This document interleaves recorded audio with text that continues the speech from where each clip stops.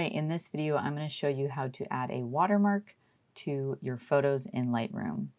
So I'm going to assume that you're exporting an entire album, and you can select all of them, Command A, File, Export, and the way that you would add a watermark is you scroll down to watermarking right here, and you should customize it to be your particular photography. Okay, so you can choose text or graphic, and text, pretty straightforward. It's just the text. You can choose, if you want to like be obnoxious, you can do it like that. You can do it, bottom left, boom. Or you can upload your logo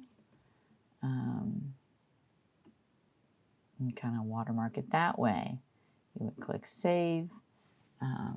Little preset, Rachel Hughes logo, create. And then when you export all of them, it will have a watermark.